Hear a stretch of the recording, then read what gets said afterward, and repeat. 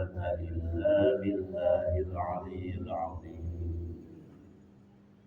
السلام عليكم ورحمة الله وبركاته. Waalaikumsalam warahmatullahi wabarakatuh. الحمد لله الذي أرسل رسوله بالهدى ودين الحق ليظهره على الدين كله ولو كره المشركون.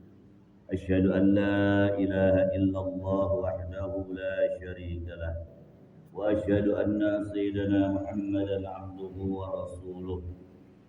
اللهم صل وسلم على سيدنا محمد وعلى آله وأصحابه المجاهدين الطاهرين. أما بعد أيها الحاضرون أوصيكم ونفسي بتقوى الله فقد فاز المتقون. Hadirin wal hadirat, mustami'in mustami'at rahimakumullah, hadani Allah wa iyyakum. Alhamdulillah, kita bersyukur ya pada hari Jumat ini kita masih bisa bermuajah.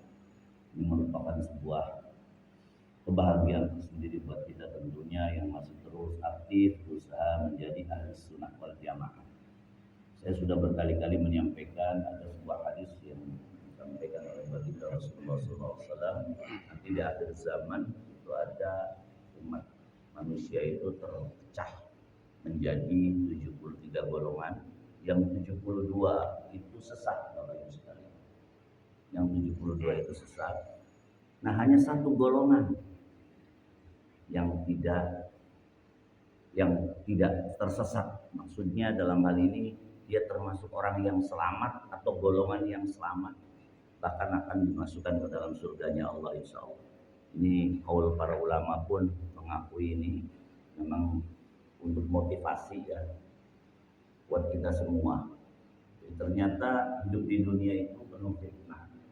Ternyata hidup di dunia itu penuh tantangan, cobaan yang sangat-sangat berat. Namun kadang kita tidak sadar bahwa itu adalah merupakan cara kita untuk bisa menggapai prestasi ibadah atau kekuatan ibadah untuk bisa mengharapkan atau mendapatkan keridhaan Allah Subhanahu wa taala. Ya, salah satunya seperti ini. Berat rasanya kan Bapak Ibu sekalian. Ada yang tidak puas. Tapi kami bebas saja karena ini adalah pilihan. Bahkan hidup itu juga merupakan sebuah pilihan. Jadi Allah sangat demokratis kepada hambanya itu. Silakan hamba mau apa saja. Bahkan Rasulullah tuh pernah menyampaikan silakan hamba umatku mau apa saja, silakan apa yang kau suka. Tapi ingat, besok kita semua, kalian semua, umat manusia khususnya, muslim khususnya, itu akan dimintai pertanggungjawaban. Beda dengan makhluk lain. Ya, tumbuhan, binatang juga. Insya Allah itu mereka tidak. Bahkan lebih ditegaskan Al-Zariyat ayat 56 kan gitu. Ya, Ramadan sering sekali disampaikan gitu. Wa ma khalaqtul jinna wal insa illa liya'budun. Jadi Allah tuh punya tujuan tersendiri kepada manusia dan jin itu diciptakan untuk apa? Tadi untuk ibadah. Loh, kalau sudah diciptakan untuk ibadah tujuan Allahnya, tapi kita tidak melaksanakannya, disinilah kita pakai logika kita ya, kita pakai pikiran dan perasaan kita. Oh, Allah menciptakan kita itu untuk ibadah. Lantas Allah sudah memberikan ya tata cara, kaifiatnya ibadah, kemudian bagaimana cara bisa memasuki Islam, bagaimana tata cara pelaksanaannya dan seterusnya sudah ada semuanya. Ya, tinggal kita mempraktekkan, tinggal kita melaksanakan. Tapi ternyata dari 5,7 miliar umat manusia tahun 2020 itu hanya 1,7 miliar orang yang beragama Islam. Dan itu masih dikupas lagi, maksudnya masih diseleksi lagi. Ya, dari 1,7 miliar itu ada yang mukmin beneran, ada yang mukminat kan begitu. Artinya mengaku dirinya mukmin tetapi tidak melaksanakan syariat yang sudah diperintahkan oleh Allah Subhanahu wa taala. Tapi ada juga yang mukmin benar melaksanakan, ada yang sesuai ya tata cara yang Allah berikan lewat syariatnya, ada yang tidak sesuai. Nah, ada yang sudah apa namanya sudah minta ampun ya atas kesalahannya, ada yang tidak minta ampun sampai akhir hayat. Semuanya Allah tahu, semuanya Allah tahu. Makanya kita kira-kira menjadi orang yang satu tadi loh, yang 1% atau dari 72 golongan atau 73 golongan, yang 72 itu sesat. Nah mungkin yang seperti itu yang sesat tuh, yang penting yang di luar daripada Islam jelas itu kan ya, non Muslim artinya itu. Nah kemudian yang di dalam Islamnya sendiri itu cuma 1,7 misalnya, itu masih dipilih lagi, masih tapi paling tidak untuk orang Muslim sih ada harapan ya, ada harapan untuk bisa mendapatkan keridhaan Allah dan rahmat Allah, sehingga kita semua mungkin selama di dunia sering tidak melaksanakan ibadah, mungkin di situ Allah masih akan ampuni kalau dia masih terbersih, masih ada sedikit saja rasa iman kepada Allah Subhanahu wa taala. Bapak Ibu hadirin sekalian yang dirahmati oleh Allah Subhanahu wa taala. Oleh karena itu kita sebagai umat yang beriman, umat yang umat yang beragama Islam khususnya, ayo kita syukuri. Kita syukuri betul, Masya Allah, ini nikmat yang paling agung, nikmat yang paling besar, nikmat yang maha dahsyat. Artinya apa? Untung-untungan kan? Sudah jelas kan itu kapasitasnya sudah jelas. Kita semua ini yang hidup di dunia sekian, sekian, kita termasuk orang yang, karena Allah hanya memilih orang-orang yang Allah kehendaki saja. Jadi siapapun termasuk orang non-muslim kemudian dia mendapatkan hidayah dari Allah Subhanahu wa taala. Alhamdulillah dia di akhir hayatnya malah menjadi seorang muslim yang baik. Nah, karena itu saat ini saya mengajak untuk bersama-sama ayo bertasyahur kepada Allah dengan sama-sama membaca tasbih, tahmid, wa tahlil, takbir. Ayo. Subhanallah, alhamdulillah, wa la ilaha illallah, wallahu akbar, wala quwwata illa billahil aliyyil azim.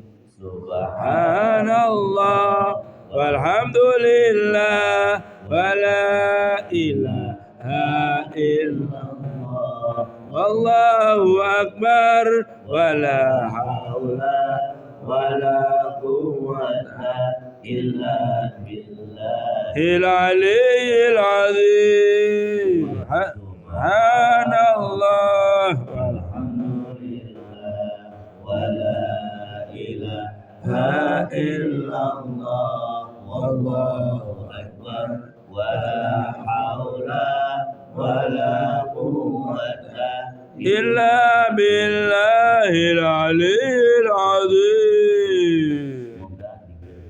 Semoga pujian-pujian kita kepada Allah Subhanahu wa taala Allah terima. Dan untuk bukti cinta kita kepada baginda Rasulullah SAW pun jangan kita abaikan, karena sholawat itu bahkan merupakan satu cara ya yang bisa menjadikan hidup manusia itu bisa tentram, bisa bahagia, bisa selamat. Karena salah satunya adalah pertolongan atas kitanya sering mencintai, bentuk cinta kita kepada baginda Rasulullah dengan sholawat. Allahumma salli ala sayyidina Muhammad wa asghil li zalimin bil zalimin wa ahrijna min baini wa ala alihi wa sahbihi ajma'in. Allahumma salli ala sayyidina Muhammad wa asghil li zalimin bi zalimin wa ahrijna min bainihim salimin wa ala alihi wa sahbihi ajma'in. Allahumma salli ala sayyidina Muhammad wa asghil li zalimin bil zalimin wa ahrijna min bainihim salimin wa wa ala alihi wa sahbihi ajma'in. Sallu ala Nabi Muhammad. Alaihi. Terakhir saya hanya memberikan nanti satu saja.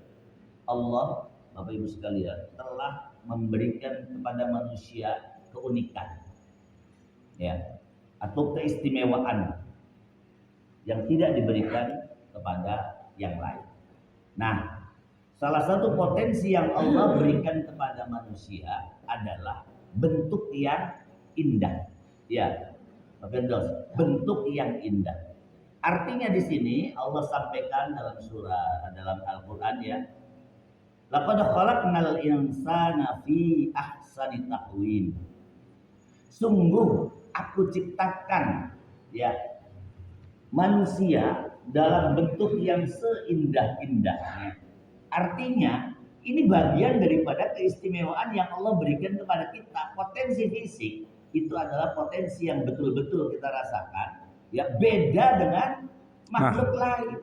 Bayangkan, coba sedikit kita bedakan dengan ular, aduh jauh sekali, ya. Dengan kebo, ya, walaupun gede tapi yang begitu bentuknya. Apalagi kalau kita mau ziarah, yuk kita ziarah ke Plangon, kita bisa melihat sama-sama saudara kita ada di sana. Pak, Bu, silakan bawa kacang lah, ya, kemudian kita berikan itu yang kacang itu di depan kita, coba pakai kaca.